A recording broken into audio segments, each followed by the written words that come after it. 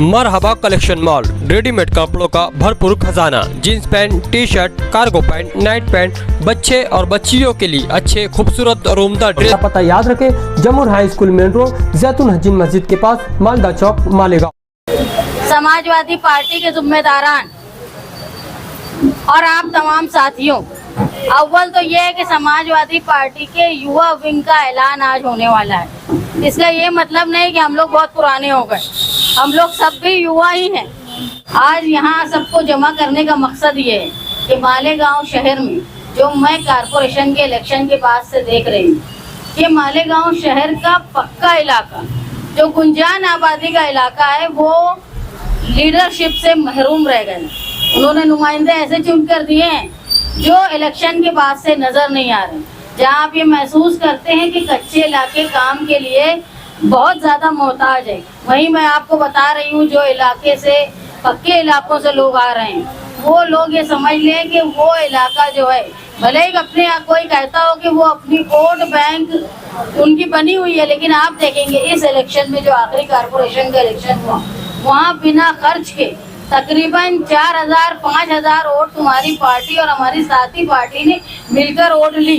ये आपके लिए बड़ी खुशी की बात है। और आप ये समझ लो, नौजवानों का हमेशा इस्तेमाल होता है इलेक्शन के वक्त, लेकिन इलेक्शन के बाद नुमाइंदगी से नौजवानों को दूर रख दिया जाता है। लेकिन अब वक्त ऐसा है कि नौजवानों को आगे आना चाहिए। जब राहिल भाई पार्टी में आए, शामिल हुए, तो उनको एक बात ये बोली कि आप लोग इंतहाई जोशीले लोग, इनकी पूरी टीम को, आप लोग बाशऊर हो, तालीम याफ्ता, लेकिन तुमको सही सिमत मिलनी चाहिए।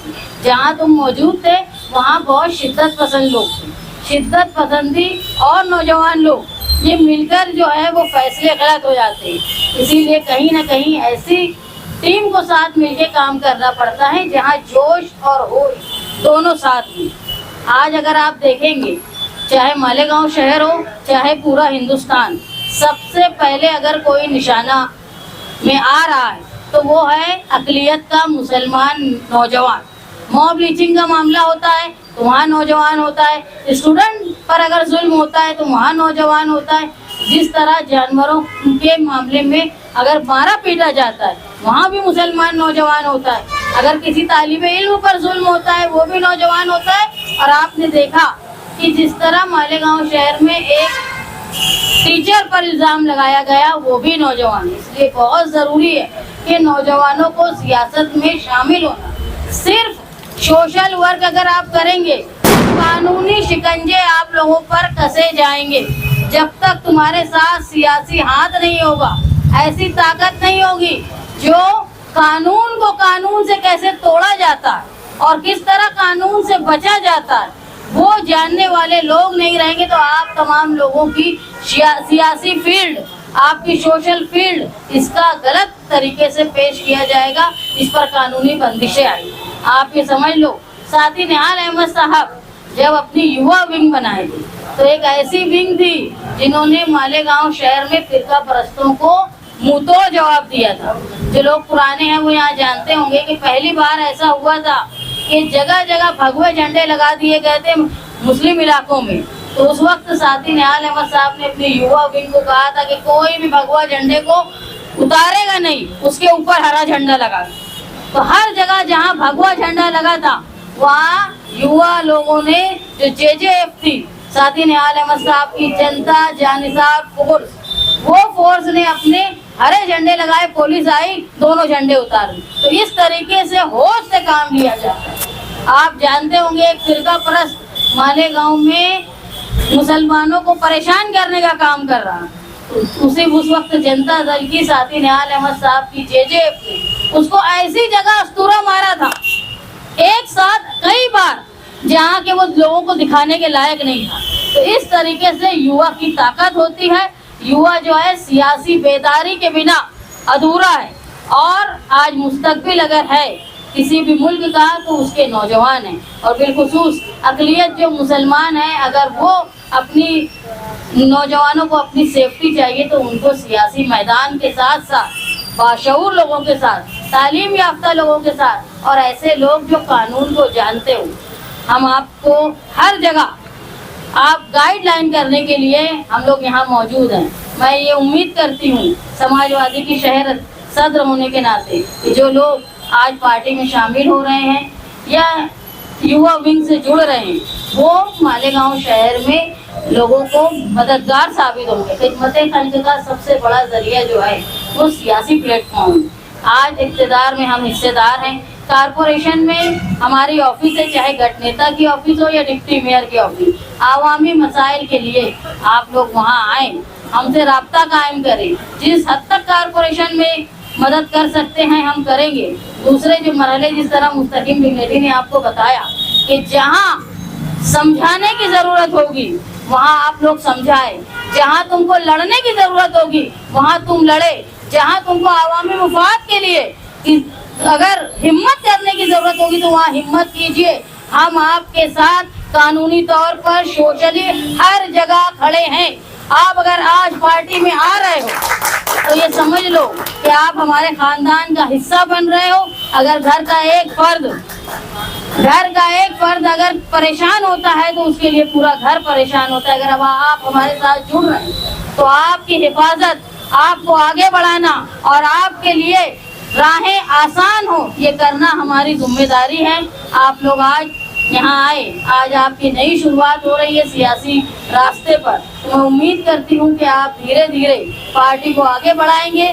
2 महीने में आप नए लोगों को शामिल करें अपने साथ, और जहाँ आपको हमारे मशवरे की ज़रूरत हो, आपकी ऑफिस इस तरफ है, हम लोग इस तरफ हैं, आप बिल्कुल राब्ता कायम करें। हम लोग हर जगह आप लोगों के साथ हैं। मैं उम्मीद करती हूँ कि मालेगांव शहर में, मालेगांव शहर का नक्शा बदलने में, मालेगांव शहर की तरक्की के लिए, मालेगांव शहर की अक़लियत की हिफाजत के लिए आप लोग सियासी मैदान में आएंगे और इंशाअल्लाह मालेगांव शहर में को तब्दीली की राह पे आप लोग लाएंगे। राहिल हनीफ और उनके साथियों का शुक्रिया करता हूँ कि उन्होंने एक अच्छी बॉडी तश्कील दी है जिसका ऐलान और ओहदे की तकसीम और ऑफिस का इफ्तिताह ये मीटिंग में तकारीर होने के बाद किया जाएगा। आज 15 मई है, शहर के हालात के सामने हैं। परेशानियां डिपार्टमेंट में हर जगह है। इंक्वायरीज मुसलमानों पे मुसलसल हो रही है, मगर एक वक्त था कि शहर में सोशल वर्कर बोल के लोग काम किया करते थे। आज उंगली पर गिन लो ऐसे लोग बचे हैं। सिर्फ ओहदा ले लेना, फोटो खिंचा लेना, अगर आप ये मानते हो कि ये आपकी सियासी शुरुआत है तो आप बिल्कुल नाकाम हो। सियासत में अगर ओहदा ले रहे हो, सियासी दिलचस्पी है, तो तुमको ये तय करना पड़ेगा कि संगठन मजबूत किया जाए, पार्टी मजबूत की जाए, और तुम खुद भी कैसे मजबूत होंगे। तुमको ये तय करना पड़ेगा कि तुम सियासी शुरुआत कहाँ से करने वाले हो, तुम लोगों का काम कैसे करने वाले हो। तुम अपने इलाके से शुरुआत करेंगे या पार्टी जो तुमको जिम्मेदारी देंगी, जिस हिस्से में, जो फील्ड में, वहाँ वक्त देना आपका काम है।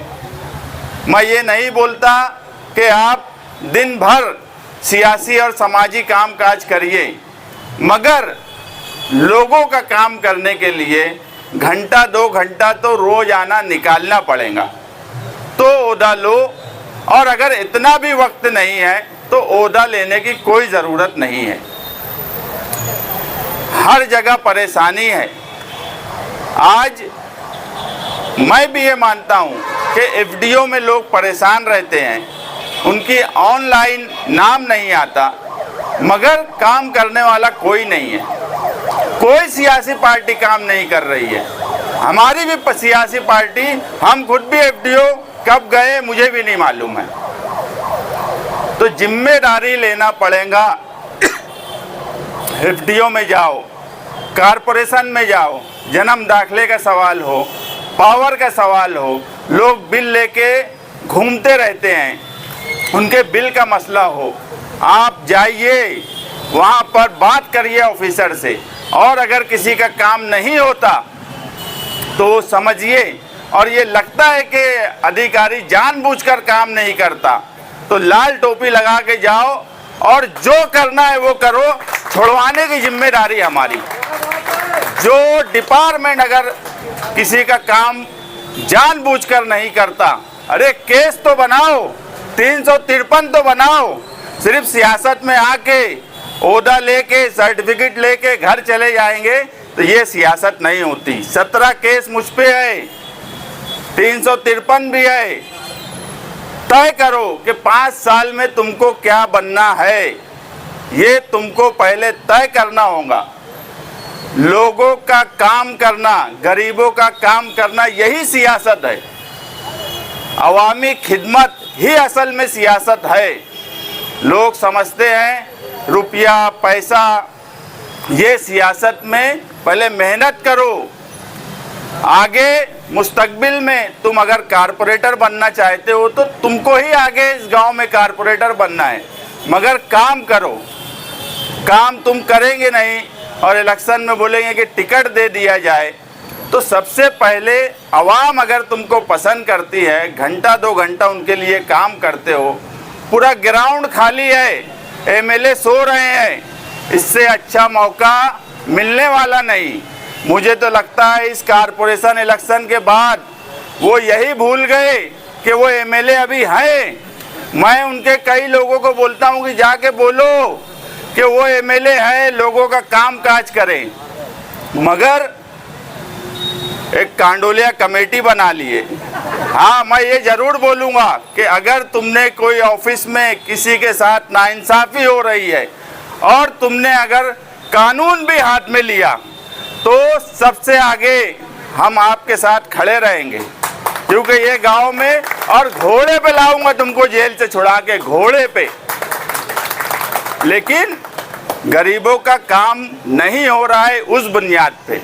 ये शहर ने ये भी देखा कि 376 के रेपिस्ट जिनका इस्तेकबाल जामा मस्जिद के इमाम, ईदगाह के इमाम, जिन्होंने मुशावरत चौक पे पटाखे फोड़कर इस्तेकबाल किया, शर्म नहीं आती ऐसे एमएलए को कि रेपिस्ट जिसका केस चल रहा है, जो बेगुनाह नहीं हुआ, अभी सिर्फ जमानत हुई, कई महीनों के जेल में रहने के बाद उनका इस्तेकबाल करते। तो ये बीजेपी वाले अगर गुजरात में बिल्किस बानो के मामले में इस्तेकबाल किए तो क्या वो भी सही था कि तुम रेपिस्ट लोगों का इस्तेकबाल करेंगे? बहुत से लोग बोले मुझे कि वो उसके बारे में कुछ बोलो। मैं बोला गडर से निकला हुआ काला सुअर है वो, और मेरा तरीका ही अलग है। उसका छिट्टा लेना नहीं, गटर में वापस कैसे डालना इसका इंतजाम कर रहा हूँ, उसकी फिक्र तुम लोग करो मत। गडर से निकला है, गडर में ही डाल दूंगा, इतना वादा करता। लेकिन इस शहर के एमएलए को क्या हो गया? इस शहर के एमएलए ने एक जन्म दाखिले वाले को अगर छुड़ाया हो, अरे उनके ऑफिस के सेक्रेटरी को नहीं छुड़ाया। वो रेपिस्ट लोगों पर पैसा खर्चा करते हैं और शान से इस गांव में बोला जाता है कि पैसा एमएलए ने खर्चा किया। एक जन्म दाखिले वाले के लिए 1 रुपया जो नहीं खर्चा कर सके। एमएचजी कॉलेज में एक टीचर के साथ अगर गलत हुआ, उनके वास्ते कौन खड़ा हुआ? हम हर वक्त जुल्म और नाइंसाफ़ी के लिए कानूनी मदद इसलिए करते हैं कि इस मुल्क के जो हालात हो गए हैं, इस शहर के जो हालात बन गए हैं कि जानबूझकर मुसलमानों को टारगेट करना, फिरका परस्ती के नाम पर मुसलमानों को जेल में डालना, उनके ऊपर गलत इल्ज़ामात लगाना, इसलिए हम कानूनी तौर पर ढाल की तरह उनके लिए खड़े होते हैं। हम पर कोई ये नहीं बोलेगा। और क्या मालूम कि एक के बाद एक 76 वाले, 376 वाले उनके ही पास सब चले जा रहे हैं। अभी आगरा रोड के शुमाली हिस्सा भी एक है, वो भी उनके पास गए, 376 वाले हो गए। बोलते फंसा दिए। अरे हम फंसाए नहीं, ये पहले फंसे, फिर 376 बना। तो ऐसे लोगों की पार्टी और एक तुम्हारी पार्टी। अगर राहिल हनीफ यूथ के सदर हैं तो पढ़ा लिखा नौजवान है, मुझे बताओ उस पर कोई छेड़छाड़ की बात भी बोल सकता क्या? ऐसे नौजवानों की टीम जो इस शहर में काम करेंगी, और मैं राहिल हनीफ को यहाँ बोलूँगा कि आज 15 मई है, मेंबर साजी शुरू की जाए और कोशिश करिए कि एक महीने में 1000 युवाओं की मेंबरशिप करके एक यूथ कॉन्फ्रेंस, बड़ी यूथ कॉन्फ्रेंस आप रखिए। मैं समाजवादी के यूथ एमपी या एमएलए को मालेगांव बुलवाऊंगा, लेकिन काम करना पड़ेगा, अवामी काम करना पड़ेगा, संगठन का काम करना पड़ेगा। तुमको इस कारपोरेशन इलेक्शन में 43,000 से ऊपर वोट मिली। तुमको इस्लामपुरे जैसे वार्ड में बगैर खर्च किए तुमको 5,000 के ऊपर वोट मिली। तुम किले में क्या खर्च किए, तुमको कितनी वोट मिली? तुम नयापुरे में 1 रुपया खर्च नहीं किए, तुमको कितनी वोट मिली? तो लोग कहीं ना कहीं तुम्हारी तरफ हैं। तुम एरिया इलाका देखो, अगर सियासत में इलेक्शन लड़ना है तो उसके लिए काम करो, इलाका तय करो, एक टारगेट तय करो, मगर अवामी काम काज के बगैर कोई काम नहीं हो सकता। मैं तो फख्र से बोलता हूँ कि पट्टी बिछाया हूँ, पट्टी। कोई ये नहीं बोल सकता कि निहाल साहब का दामाद बना तो कारपोरेटर बन गया, इस आन इन बैठी है, नहीं तो बोल दे। काम किया, सोशल काम किया, अवामी काम किया। मेरी शादी तो 2013 में हुई, 17 में भी मैं इलेक्शन नहीं लड़ा।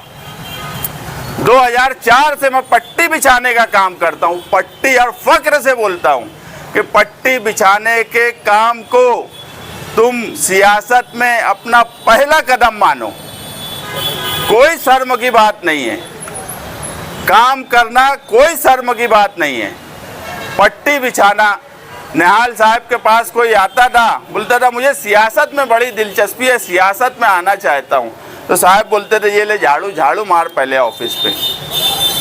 वो मकसद ये होता था कि तुम काम करना अगर चाहते हो तो सियासत में काम करने के लिए बहुत नीचे से शुरू करना पड़ता है, बहुत ज़मीनी काम करना पड़ता है। तुम आकर सूट बूट में फ़ोटो खिंचा लेंगे, रील बना लेंगे, व्हाट्सएप इंस्टा पे डाल देंगे, तुम लीडर बन जाएंगे, तुम कारपोरेटर बन जाएंगे, ये मुमकिन ही नहीं है।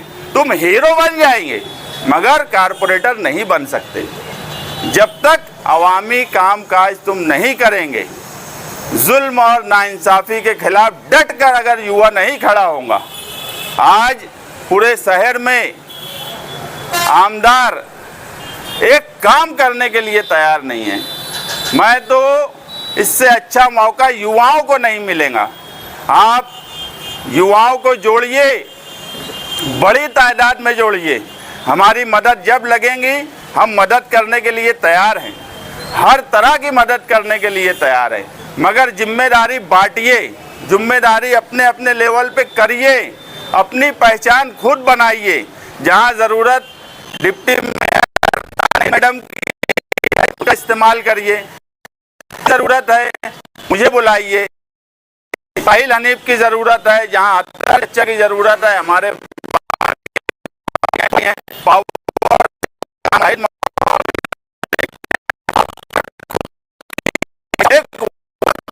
पावर कंपनी में अगर एक ओहदेदार समाजवादी का गया तो मेरी ज़रूरत पड़ना ही नहीं चाहिए। और मैं दे दिया हूँ कि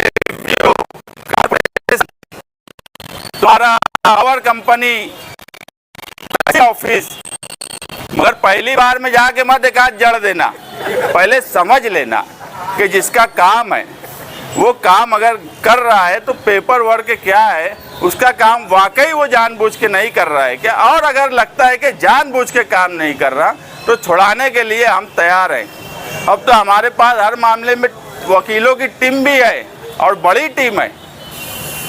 अरे सारे केस कबाड़ी के मामले मैं ही हल करता मालेगांव में, आधे से ज़्यादा मेरे ही पास आते। तुम तो मेरे अपने हैं, तुम्हारे लिए हर वक्त खड़ा रहूँगा, मगर ज़मीन पे काम करो, मेहनत से काम करो, 1-2 घंटा रोज आना पार्टी के लिए, आवाम के लिए, आवाम की ज़रूरत के लिए 1-2 घंटा निकालो, अपने इलाके का निकालो, पार्टी अगर कोई जिम्मेदारी देती है उसके लिए निकालो, मगर काम करिए। ओहदा लेने के बाद नौजवानों को जोड़िए, उन नौजवानों को काम पे लगाइए। ये महीना अभी एक महासभा में ठहरा हुआ निहाल साहब के नाम से, 22 मई को उनका 99वां जन्मदिन है, यौम पैदाइश है। नौजवानों के लिए एजुकेशनल हब मेरे वार्ड नंबर 7 में शुरू करने की तैयारी है, और ऐसे पढ़े लिखे नौजवान और ऐसी फैकल्टीज़ पे हम लोग काम करने की कोशिश कर रहे हैं कि वाकई नौजवानों को उसका बड़ा फ़ायदा मुस्तकबिल में इस शहर के नौजवानों को मिलेगा। हम लोगों के लिए आज पार्टी के लिए बहुत काम करने का वक्त नहीं है। मालेगांव कॉरपोरेशन में काम करने के लिए बहुत ज़्यादा वक्त देना पड़ रहा है, और हम लोग मुसलसल काम कर रहे हैं। आप सभी लोगों से मेरी गुजारिश है कि आप लोग अवामी काम काज बांट के करिए, तंजीमी तौर पर करिए। रोज़ाना यहाँ राहिल हनीफ रहेंगे, यूथ का एक सिस्टम से काम करिए, एरिया वाइज काम करिए। तुम्हारे इधर 3 प्रभाग हैं, प्रभाग 1 है, प्रभाग 2 है, प्रभाग 4 है, यानी 2, 3, 4। इन तीनों प्रभाग को बांट लो और इधर जिम्मेदारी दो अलग अलग आदमी को। जहाँ मेरी ज़रूरत पड़ती है मुझे बोलो, जिम्मेदारी देकर मेंबरशिप नौजवानों की शुरू करके। और मुझे उम्मीद है कि जो टीम राहिल हनीफ के साथ अभी जुड़ने वाली है वो 1000 युवाओं को 1 महीने में मेंबर बनाएंगी, और इंशाअल्लाह यूथ की एक बड़ी कॉन्फ्रेंस मालेगांव शहर में होंगी।